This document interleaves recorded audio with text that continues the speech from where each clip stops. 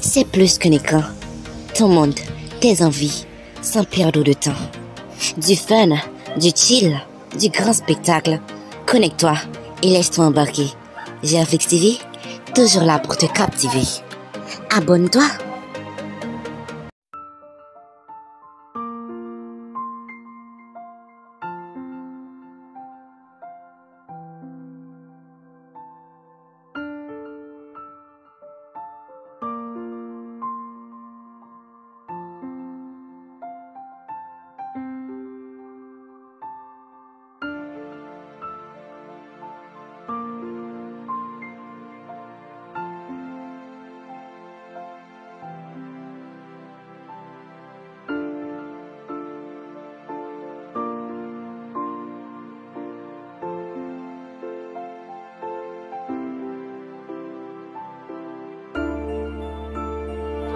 Tata, sur les réseaux, je viens de voir que l'hôtel où se trouve ici a été incendié.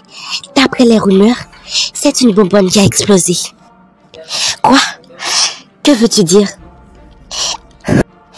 Si l'hôtel a été incendié, ça veut dire Stacy est morte.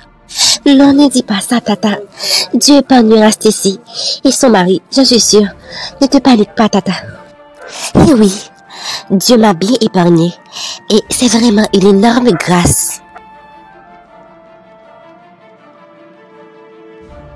Ma fille, dis-moi, où est Gerardo? Et tu es vivante, sans égratignure? Comment cela a-t-il possible après une telle incendie? Valéria m'a expliqué qu'une bonbonne a explosé. Maman, je vais bien, comme tu peux le voir. Et Gerardo va bien. Il s'est juste rendu chez lui parce qu'il a reçu un appel. Mais dis-moi, maman, comment Valéria a pu savoir que l'hôtel a été incendié alors qu'il n'y avait pas encore de journalistes sur les lieux? Tu veux insinuer que j'ai essayé de t'assassiner? C'est arrivé trop loin, Stacy. Toutes tes calomnies. Non, je n'ai rien insinué. Mais comment as-tu eu la nouvelle aussi vite alors qu'il n'y avait pas de journalistes?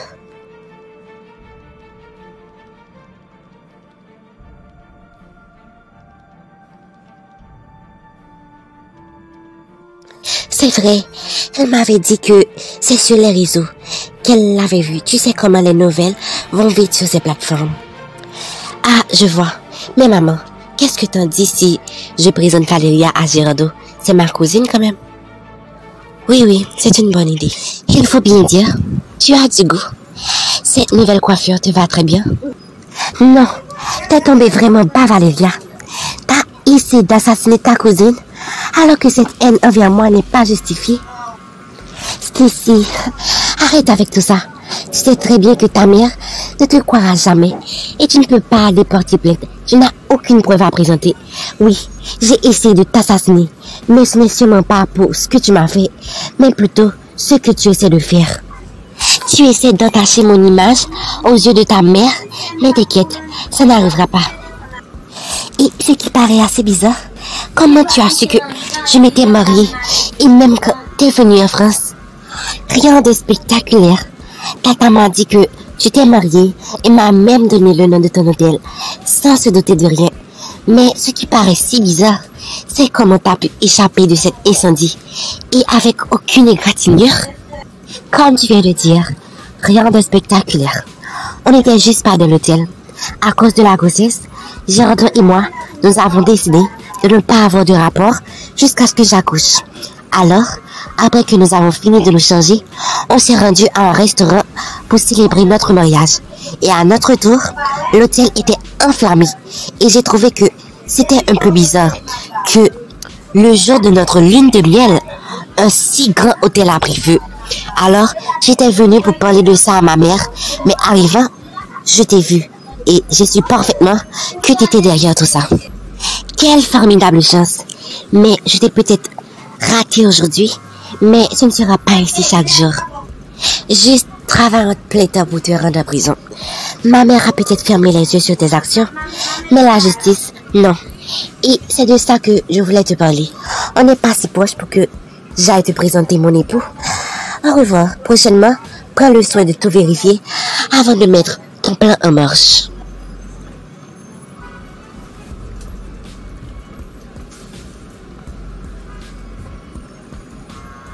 Girardeau, je suis l'officière Thérèse. J'ai quelques questions à vous poser. Suivez-moi. À propos de quoi?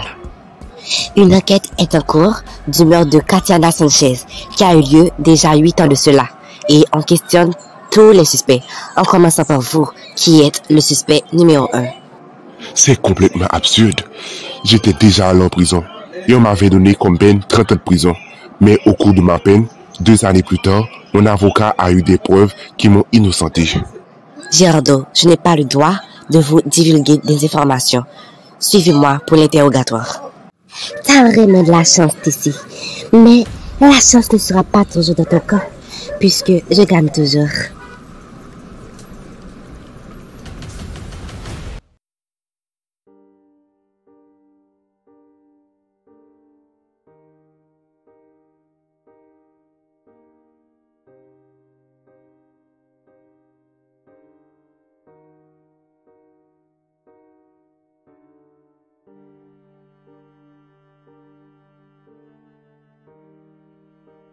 Hier soir, je ne t'ai pas vu rentrer.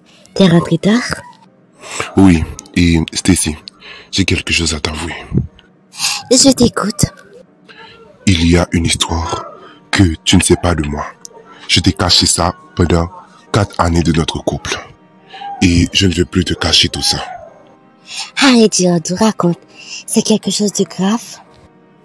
En fait, j'ai été accusé de meurtre. De meurtre? Comment se fait-il? J'avais une amie qui s'appelait Katiana. On était des bons amis. Alors, on se racontait tout. C'était une amie que j'ai faite avant ta rencontre. On était vraiment proches, mais ses parents, sa famille en général, ne me supportaient pas. Ils interdisaient même Katiana de me voir, mais Katiana leur désobéissait toujours. Entre amis. Mais tu devrais arrêter de le voir. Tu lui as forcé de désobéir à ses parents, juste pour tenir une amitié. Amitié, amour, ils sont tous les mêmes. Toi, malgré tout ce que ta mère t'a dit, tu n'as jamais cessé de te battre pour notre amour. Bref, en fait, je ne pouvais pas lui empêcher de désobéir à ses parents. Parce que ce qu'elle vivait chez elle, j'étais le seul à lui comprendre. Elle assistait souvent à des propos misogynes de son père, de sa mère aussi. Alors c'était ça qui lui a plus affecté. Elle rêvait toujours de devenir quelqu'un de célèbre pour mettre fin à ses esprits limités. Alors, quelle lui est-elle arrivée? Elle a été assassinée en essayant de réaliser son rêve? Non, pire. Un jour, j'ai reçu un message sur mon téléphone venant d'elle. Et le message disait: je suis fatigué de me battre pour un fait qui ne pourra jamais changer. Malgré tout ce que j'ai pu faire comme pas pour faire changer d'avis, aux gens, rien ne marche. Je sens que ma voix est trop faible. Alors, si je ne peux pas apporter une solution, je ne pourrai pas vivre non plus dans un monde où l'inégalité est normalisée. Je m'en souviens de chaque mot, comme si c'était hier. Alors dis-moi, le message, pourquoi était-il si important? Quand j'ai fini de lire le message, je me suis rendu compte de ce qu'elle voulait dire. Je me suis rendu chez elle avec précipitation. Mais quand je suis arrivé dans sa chambre, c'était déjà trop tard. Elle s'était... Oui, elle s'était suicidée. Je n'ai rien pu faire pour lui empêcher. Alors, j'ai vu le poison qu'elle avait bu. Alors, je l'ai pris pour le boire à mon tour parce que je pensais que j'étais fautif. Mais pendant que le poison était entre mes mains, ses parents sont venus. Et sans avoir d'explication de ma part, ils ont porté plainte pour meurtre. Malgré le fait que j'ai passé 2 années en prison et mon avocat avait trouvé des preuves. Mais maintenant, la famille demande d'ouvrir une autre enquête. Mon amour, tu n'es pas fautif. T'as tout fait. Les vrais responsables de ce suicide, c'est ses parents et le milieu toxique qu'elle était. T'as fait de ton mieux pour empêcher cela et ils ne pourront plus t'envoyer en prison. Tu es innocent et je le crois. Arrête de te lamenter, Steve. Ta mère ne mérite pas la peine. Je sais, mais ce n'est pas ma mère qui me manque. C'est le fait qu'elle prenne cette décision avec assurance, sans penser à la souffrance que j'allais endurer. Tu sais, une mère pense avant tout au bonheur de ses enfants. Si elle n'a pas pensé une seule seconde avant de prendre cette décision, elle n'a pas l'idée de ce que c'est une mère. Je ne suis pas une mère, mais ma mère me donne de l'affection et l'amour inconditionnel. Elle traversera l'enfer pour mon bonheur, mais ta mère ne refusera même pas le paradis pour ton bonheur. Elle ne vaut pas la peine que tu sois son fils, et ça ne valait jamais la peine. Mais bon, notre lune de miel va se terminer, et t'as passé la semaine à penser à tout ça. Viens changer tes idées maintenant. Girardeau, comment vas-tu? Hier, une tragédie s'est passée et tu n'as même pas pris la peine de venir ici pour me rassurer que tu n'avais aucune égratignure. Désolé, Madame Loretta, mais quand j'allais venir, j'ai tout de suite eu une urgence à régler. C'est pour ça que je n'étais pas venu vous voir. Tu sais, à partir de maintenant, ne refais plus jamais ça. Quand quelque chose de mal se produit, tu dois me rassurer que ça va. Oui, Madame Loretta, je ne le referai plus. En fait, Stacy, et pour l'hôtel, qu'est-ce que la police compte faire? Elle ouvre une enquête pour savoir qui est derrière l'explosion. Mais Valéria m'avait dit que c'est une bonbonne qui avait explosé. Non, maman, ça n'a rien à voir avec une coïncidence. L'hôtel prend des mesures sûres pour assurer le bon fonctionnement de tout. C'est bien une personne qui est derrière cette explosion et a causé 500 000 morts, touristes, employés, etc. Je prie juste qu'on trouve ce malfrat qui a causé l'explosion de cet hôtel si grandiose. Oui, je le souhaite aussi, maman. Et hier, tu m'avais dit que t'allais présenter Valéria à Girardeau. Oui, c'est vrai, maman, mais il se faisait tard, alors j'avais changé d'avis. Mais où est-elle? Elle avait une urgence à régler, mais elle va venir. Attendez-la. Excité de faire la connaissance de la cousine de ma femme, alors discutons pour attendre son arrivée.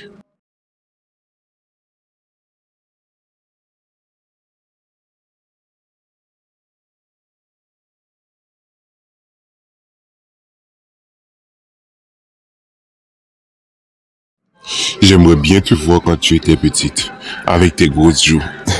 T'étais mignonne, on dirait. Oui, elle était si mignonne. Ma mère commence un peu à se lâcher. Oui, et ça me rend vraiment joyeux. De quoi parlez-vous? Il faut avoir un peu de respect pour un aîné. Ne commencez pas vos conversations romantiques devant moi. Attendez, arrivons chez vous. Non, ils sont là. Je suis grillée. Ah, Valéria, t'es de retour? Cette femme, je la connais. Non, non, c'est pas mon cas. Bien sûr, avant d'être évanouie, c'était bien elle. C'était bien cette femme qui avait ordonné de me mettre dans la voiture. Tu veux dire que c'est elle qui t'avait kidnappé? Oui, c'est bien elle.